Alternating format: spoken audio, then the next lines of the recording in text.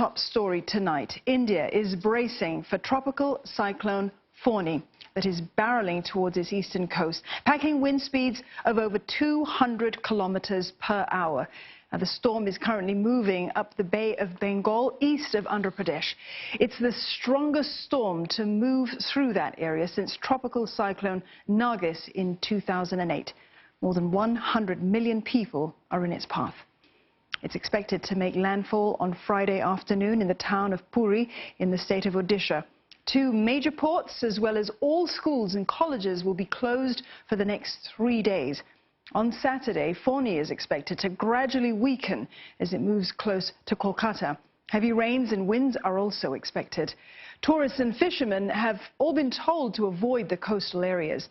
Now, Fani will then weaken into a tropical rainstorm as it tracks over Bangladesh. Cox's Bazar, where hundreds of thousands of Rohingya refugees are living in camps with minimal shelter, have also been put on alert.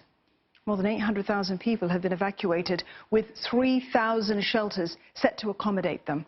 More than 100,000 dry food packets are ready to be airdropped, and Indian emergency personnel and the Navy, they are all on standby. Odisha is not alone, though, in preparing for the cyclone, as neighbouring states of Andhra Pradesh and Tamil Nadu, they have also been put on high alert. Fani will be the fourth such storm to hit the country's east coast in 3 decades. Now, for more on this, let's go over to Rebecca Bundan. She's live for us in Mumbai. Rebecca, huge preparations, they're being put in place right now. Presumably authorities think that it's going to be enough if Cyclone Fani hits with the strength that it's expected to. Well, the Prime Minister Narendra Modi in India held a high-level meeting today. He chaired that meeting to review the preparations that are underway for this storm, which is being classified as an extremely severe cyclonic storm, with those wind speeds which could be up to 200 kilometers per hour. It's working its way up the Bay of Bengal, expected to make landfall on Friday in that eastern state of Odisha. Now, there are huge preparations underway. Hundreds of thousands of people have already been evacuated, and many more will be evacuated over the coming hours. There's also teams on standby. There's Navy personnel that have been deployed, the Army, also disaster rescue teams as well, disaster rescue forces. They're there in place as well. So really, these huge preparations are ongoing. Fishermen have also been warned to keep away from those waters, given the risks that's there.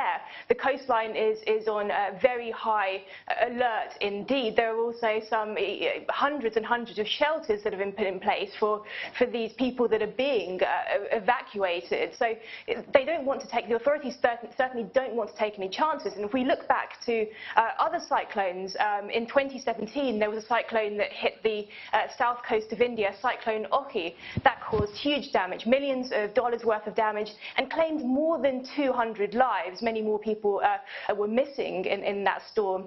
Then if we look back even further, 20 years to 1999, there was a cyclone that hit Odisha as well, and that's actually claimed some 10,000 lives. So you can see that the kind of destruction that these cyclones can do.